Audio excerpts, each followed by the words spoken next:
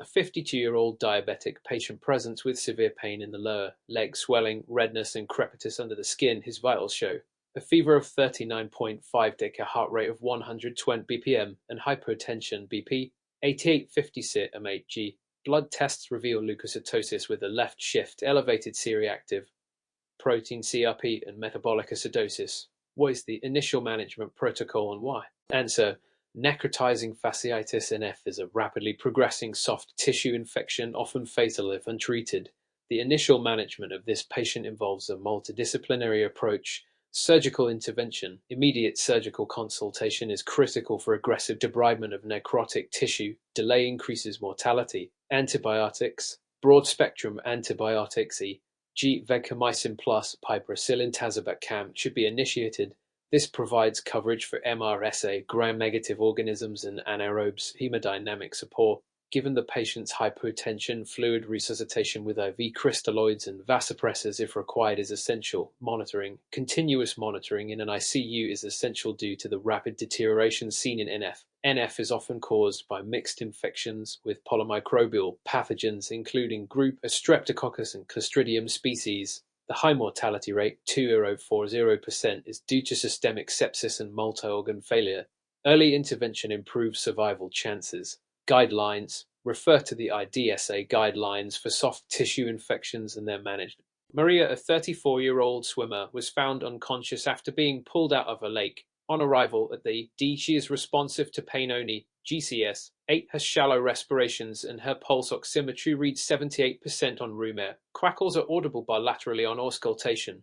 What is the best initial step in her management and what are the principles guiding this intervention? Answer: Maria is presenting with signs of severe near drowning. The initial management priorities should focus on airway protection and improving oxygenation. Airway management. Due to GCS8 indicating a comatose state, endotracheal intubation is required to secure the airway and protect against aspiration. Oxygenation. Administer 100% oxygen via mechanical ventilation if the patient remains hypoxic despite initial resuscitation. Mechanical ventilation.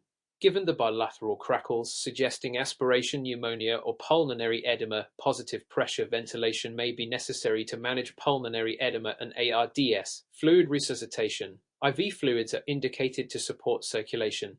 Careful monitoring is necessary to avoid fluid overload. The principles of management include airway protection, oxygenation, and addressing the secondary pulmonary complications often seen in near-drowning victims.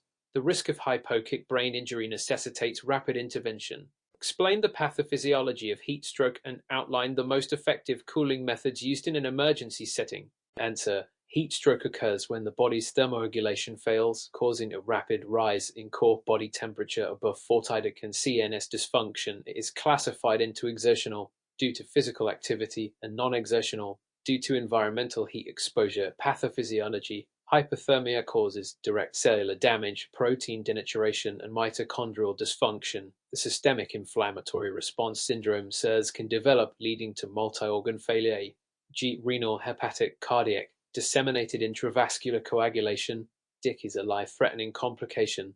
Cooling methods: evaporative cooling, application of lukewarm water to the skin followed by air fanning to promote heat loss.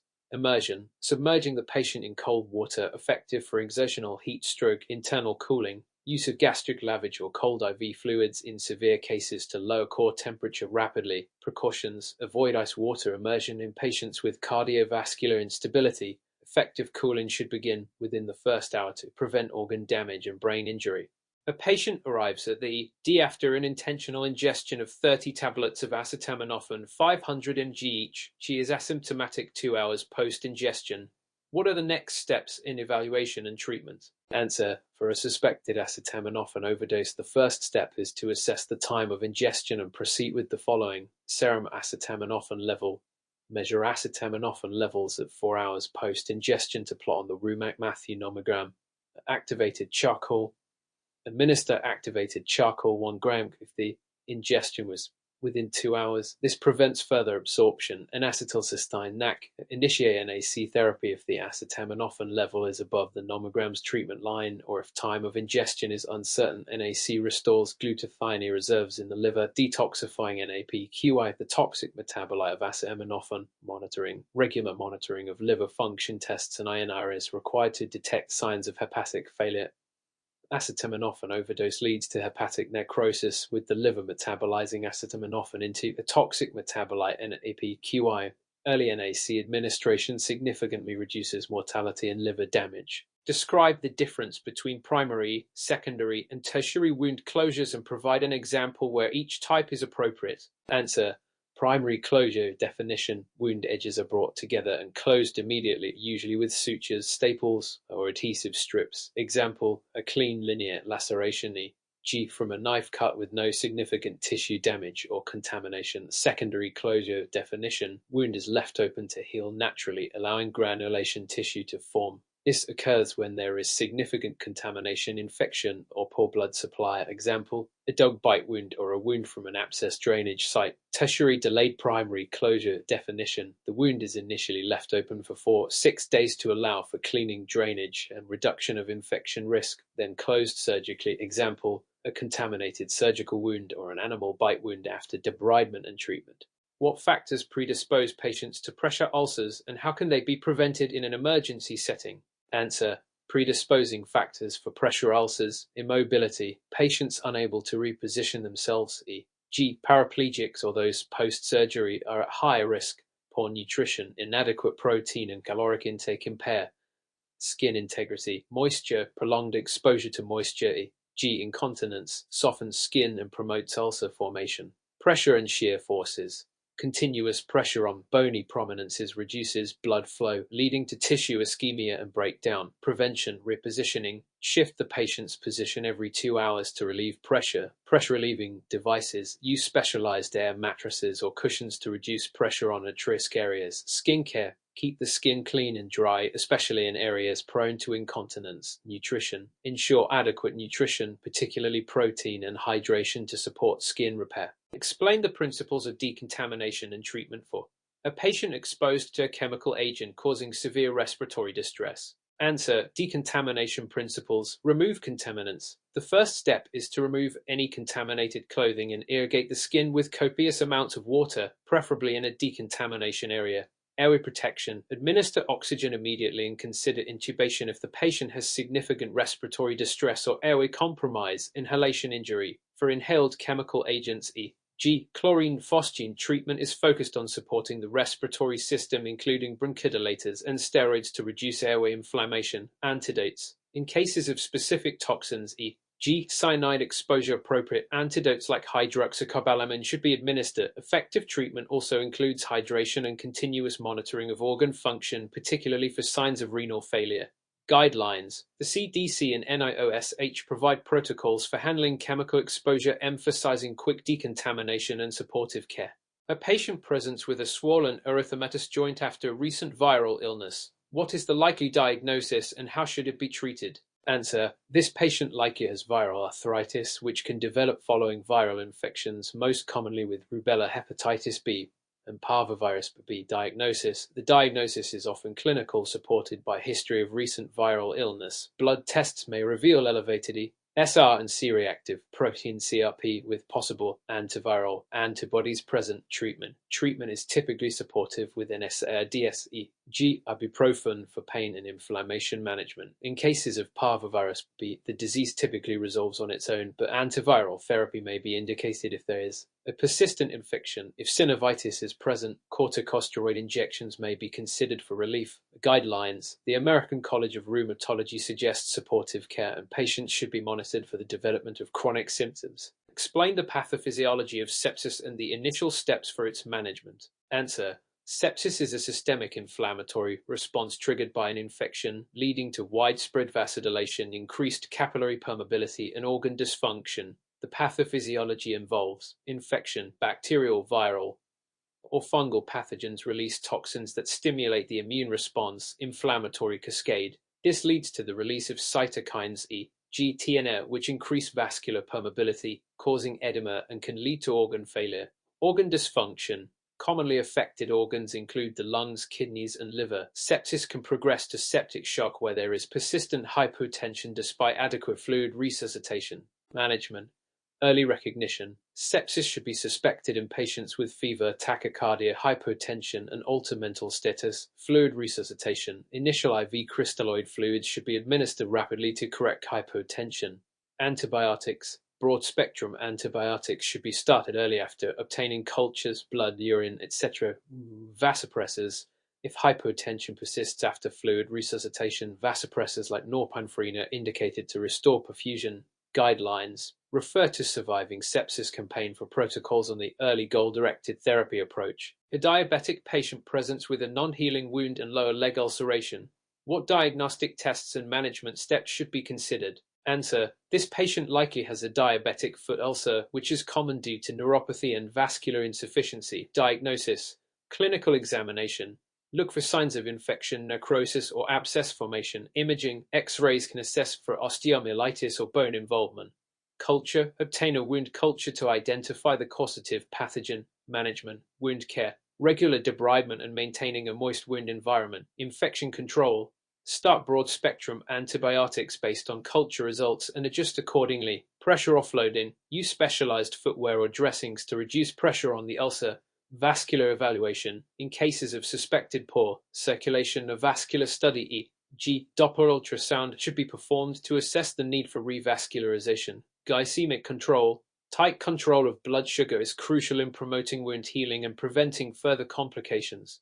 What is the primary physiological mechanism behind postpartum hemorrhage and how should it be managed in the emergency department? Answer. Postpartum hemorrhage (PH) is the leading cause of maternal mortality and is characterized by excessive blood loss after childbirth. The primary cause of PPH is uterine atony, where the uterus fails to contract effectively after placental delivery, leading to prolonged bleeding. Other causes include retained placenta genital tract trauma e.g. lacerations and coagulopathies. Management begins with uterine massage to stimulate contraction and reduce bleeding. Oxytocin is administered intravenously to promote uterine contraction. If atony persists, misoprostol, carbaprost, or methylogonovine can be used as additional uterotonic agents. If these measures fail, more invasive methods such as manual removal of retained placenta or uterine artery embolization may be required. In cases of severe bleeding, hysterectomy may be necessary. The ACOG guidelines stress early recognition, prompt uterotonic therapy, and aggressive blood product transfusion if required to maintain hemodynamic stability.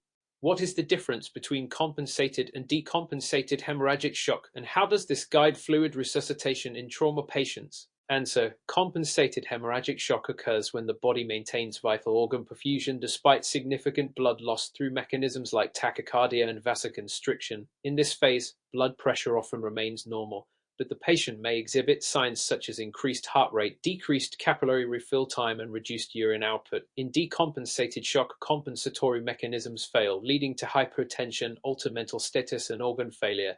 Blood pressure drops and perfusion to vital organs is severely impaired. Fluid resuscitation is guided by the shock stage. In compensated shock, crystalloids are given cautiously G1020AG to restore volume without overloading the patient. In decompensated shock, aggressive fluid resuscitation is necessary, often starting with 2-3 liters of isotonic fluids. Once blood loss is controlled, blood products, PAC-RECSF, FP, platelets are used to restore oxygen carrying capacity and correct coagulopathies. The ATLS protocol stresses the importance of permissive hypotension for patients with penetrating trauma, aiming to control bleeding while avoiding over-resuscitation, which may exacerbate hemorrhage. Mrs. Lopez, a 32-year-old pregnant patient at 34 weeks gestation, presents to the D with a blood pressure of 180 to 110 G, severe headache and visual disturbances. She has a 1-proteinuria on dipstick. What is the most likely diagnosis and how should this be managed? Answer. Mrs. Lopez's presentation is highly suggestive of severe preeclampsia, a hypertensive disorder in pregnancy characterized by high blood pressure and proteinuria, often after 20 weeks gestation. Additional signs of end organ damage, such as headaches and visual disturbances, confirm the severity of the condition. Management involves controlling maternal blood pressure and preventing complications like eclampsia. Labetalol or hydralazine are first-line antihypertensives with goal BP 106 to 100 mg. Magnesium sulfate is administered for seizure prophylaxis. Immediate fetal monitoring is essential, and delivery is the definitive treatment, with decisions based on maternal and fetal stability. If the pregnancy is near term, as in this case 34 weeks, delivery is often initiated after stabilizing the mother. In less severe cases, expectant management may be appropriate, with close monitoring and medication. The ACOG and SOGC guidelines support magnesium sulfate for prevention of eclampsia and advocate early delivery if maternal or fetal health is at risk. During the primary survey of a trauma patient, you notice paradoxical chest wall movement. What condition does this indicate, and what immediate intervention should you prioritize? Answer: paradoxical chest wall movement, where a segment of the chest moves in the opposite direction to the rest of the thorax, is indicative of flail chest, typically caused by multiple rib fractures. This condition can impair respiratory mechanics and result in hypoxia and hypercapnia due to ineffective ventilation. Immediate management should prioritize airway control and oxygenation. If respiratory distress is severe, intubation may be necessary. Positive pressure ventilation (PPV) can be used to assist breathing. Pain control is crucial to prevent respiratory muscle fatigue, and regional anesthesia (e.g., epidural) is preferred to manage pain without affecting respiratory drive. If a pneumothorax is suspected, insertion of a chest tube to evacuate air and restore normal lung function is necessary. ATLS guidelines recommend immediate resuscitation of life-threatening injuries and maintaining a low threshold for intubation in flail chest cases to ensure adequate oxygenation and ventilation. Why is the left lateral decubitus position preferred for resuscitating a pregnant trauma patient, and how does this position improve outcomes? Answer: the left lateral decubitus position, or manually displacing the uterus to the left, is recommended for pregnant trauma patients after 20 weeks gestation to avoid aortocaval compression. The gravid uterus could compress the inferior vena cava and aorta, reducing venous return to the heart and decreasing cardiac output. Placing the patient in the left lateral position or manually displacing the uterus to the left alleviates this compression, improving cardiac output, maternal hemodynamics, and placental perfusion, which benefits the fetus. This position is especially critical in trauma patients where rapid intervention is necessary. If the patient is unconscious, manual displacement may be attempted until other measures can be taken. The ACOG and ACEP guidelines advocate for the left lateral position as part of the resuscitation protocol for pregnant trauma patients to optimize both maternal and fetal outcomes. Mr. Clark brings his partner, Ms. Brown, a 28-year-old woman, to the ED with lower abdominal pain, vaginal bleeding, and a positive pregnancy test. Ultrasound reveals no intrauterine pregnancy, and her HCG levels are 2,000 mmol. What is the most likely diagnosis, and what steps should the D nurse take? Answer: Ms. Brown likely has an ectopic pregnancy, as the absence of an intrauterine pregnancy with elevated BHCG levels suggests implantation outside the uterus, most commonly in the fallopian tube. The first step in management is stabilization, including monitoring vital signs and obtaining further diagnostic tests. Serial BHCG measurements should be obtained to monitor the trend.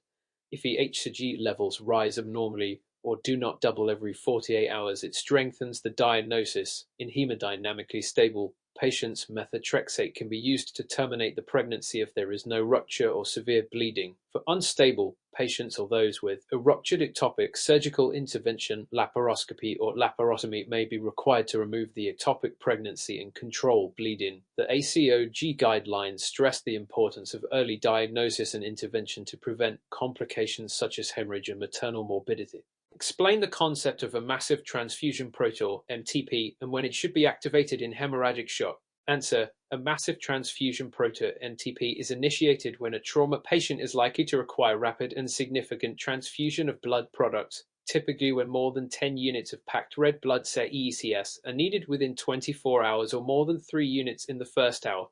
The MTP ensures the delivery of balanced blood products, including PECS, fresh frozen plasma, FFP, and platelets in a 1:1:1 ratio to maintain appropriate oxygen carrying capacity, clotting ability, and platelet function. In addition to blood products, other therapies such as calcium to prevent coagulopathy and tranexamic acid to reduce bleeding are administered. The AST guidelines advocate early activation of MTP for patients who exhibit signs of severe hemorrhage, such as persistent hypotension, tachycardia, and poor response to initial resuscitation with fluids. Discuss the role of focused assessment with sonography for trauma, FAST, in blunt abdominal trauma. Answer: FAST is a non-invasive bedside ultrasound used to detect free fluid, blood or other fluids in the peritoneal, pleural, or pericardial cavities in trauma patients. It is particularly valuable in blunt abdominal trauma to identify hemorrhagic shock or injuries to solid organs like the liver or spleen. A positive FAST indicates the presence of hemoperitoneume, which may require immediate surgical intervention. The ATLS guidelines emphasize FAST as a rapid screening tool in trauma centers to expedite the decision-making process regarding whether a patient requires exploratory surgery. However, FAST may miss injuries to hollow organs or retroperitoneal structures and should be supplemented with CT imaging if clinical suspicion remains high. What is the rationale behind the use of spinal immobilization in trauma patients, and when can it be safely removed? Answer. Spinal immobilization is used in trauma patients with suspected spinal cord injury site to prevent further damage during transport and handling. Immobilization involves the use of a cervical collar, spinal board, and strapping to prevent movement of the cervical, thoracic, and lumbar regions of the spine. It should be maintained until a complete neurological assessment is performed to rule out SCI. If no signs of spinal injury are present, or if clear evidence of non-traumatic injury is confirmed, e.g. normal neurologic exam, no pain on palpation, the immobilization may be safely removed. The NE, ex-US criteria and Canadian C-spine rule help clinicians identify low-risk patients who can safely be cleared without spinal immobilization. How do you differentiate between peritonitis and diaphragmatic hernia in patients with blunt abdominal trauma? Answer. Peritonitis, which is inflammation of the peritoneal cavity, typically presents with rigid abdomen, rebound tenderness, and absent bowel sounds following blunt abdominal trauma.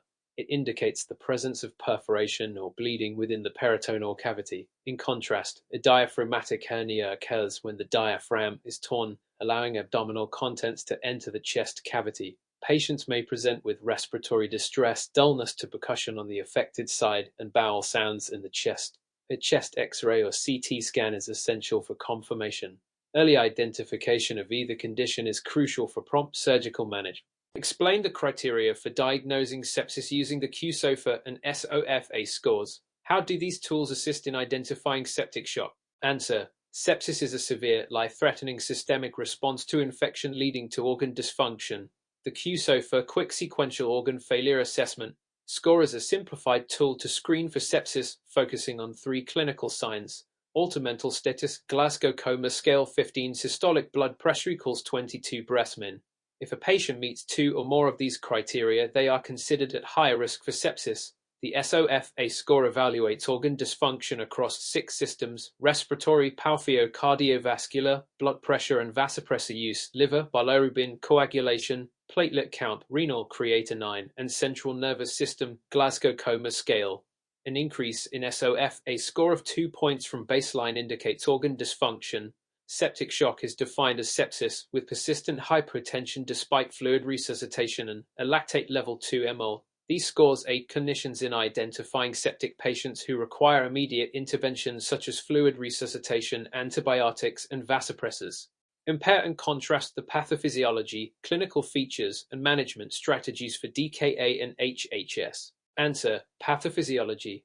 DKA occurs primarily in type 1 diabetes due to absolute insulin deficiency leading to ketosis and metabolic acidosis. Insulin deficiency results in lipolysis and ketone production. HHS, often seen in type 2 diabetes, is characterized by relative insulin deficiency, causing hypoglycemia without significant ketone formation. The extreme hypoglycemia leads to dehydration and alter mental status. Clinical features: DKA, rapid onset with symptoms including polyuria, polydipsia, nausea, vomiting, cuspal respirations, fruity odor, and metabolic acidosis. EH600-DL, profound dehydration and alter mental status without significant acidosis. Management.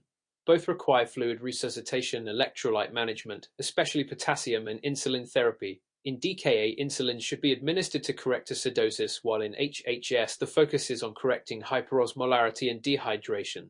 Discuss the role of contact precautions and antimicrobial stewardship in preventing the spread of multi-drug-resistant organisms (MDROs) in the emergency department. Answer. Contact precautions. Multi-drug-resistant organisms (MDROs), such as MRSA, VI, and CI, spread primarily through direct contact or contaminated surfaces.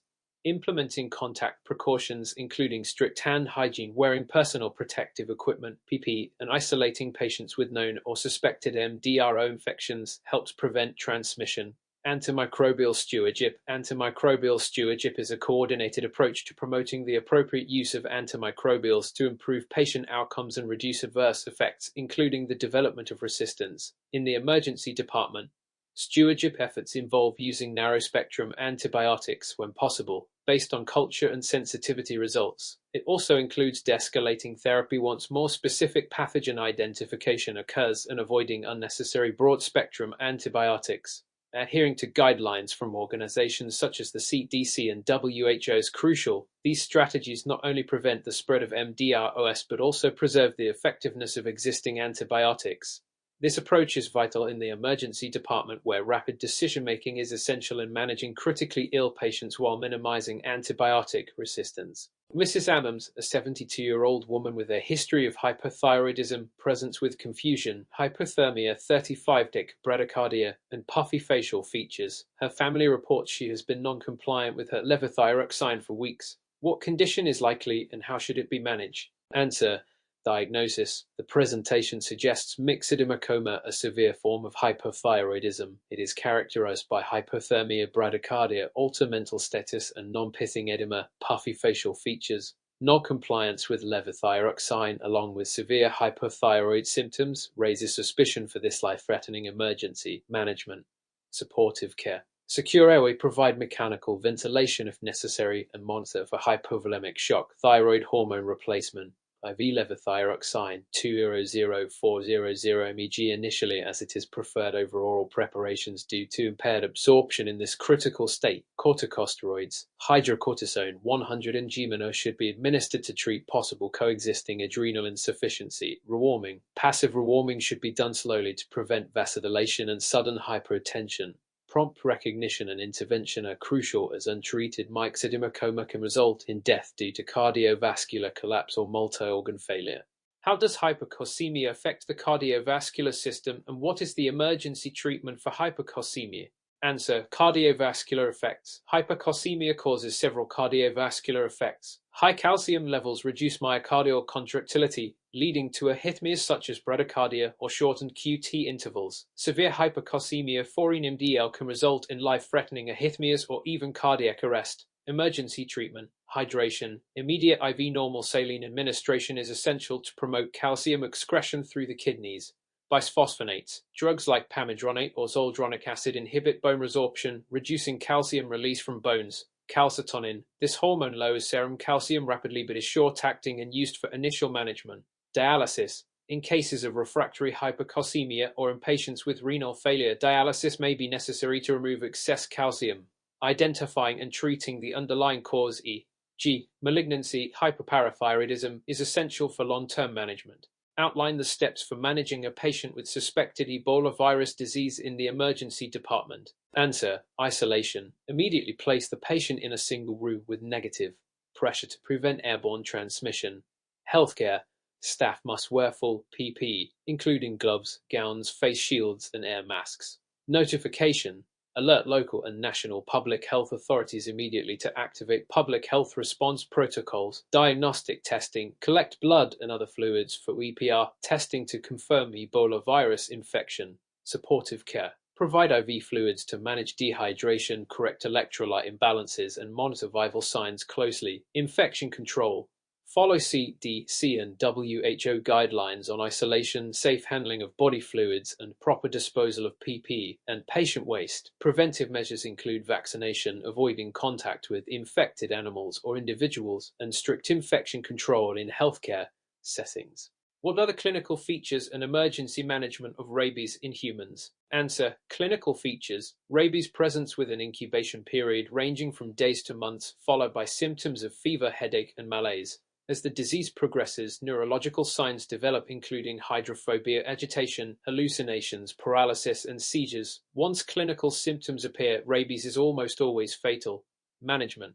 Post-exposure prophylaxis (PEP). If the patient is exposed to a potentially rabid animal, immediate administration of rabies immunoglobulin (RIG) and the rabies vaccine 4 doses over 14 days is necessary. Supportive care. There is no effective treatment once symptoms occur. Care is supportive, focusing on managing respiratory and cardiovascular function. Prevention. Pre-exposure vaccination is recommended for healthcare workers and individuals at high risk of exposure.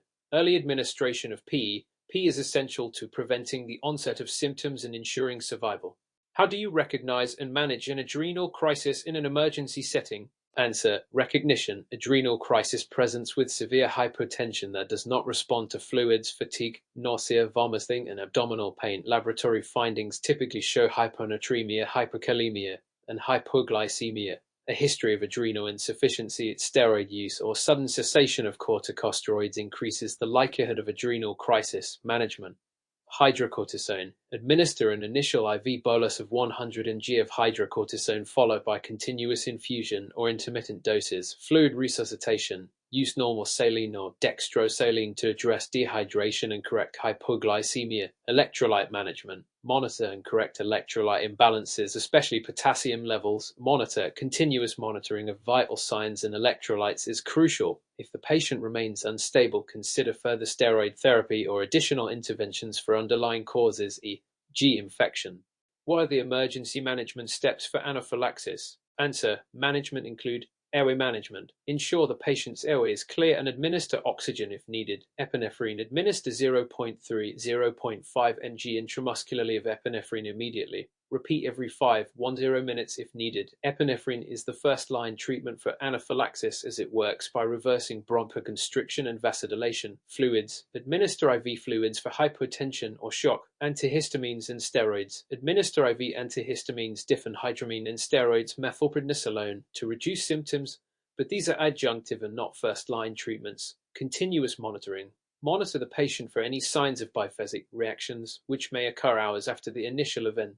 How do you manage a severe acute asthma exacerbation in the emergency department? Answer: management include oxygen therapy. Administer supplemental oxygen to maintain oxygen saturate equals 90%. Beta agonists. Inhaled albuterol, nebulized or metered-dose inhaler is the first-line treatment for bronchodilation. Corticosteroids. IV or oral corticosteroids, e.g. methylprednisolone or prednisone, reduce airway inflammation. Magnesium sulfate. In cases of severe exacerbation, IV magnesium sulfate may be used as a bronchodilator. Monitor. Continuous monitoring of respiratory status, including peak flow or spirometry, is essential. If the patient does not respond to initial treatment, consider intubation and mechanical ventilation.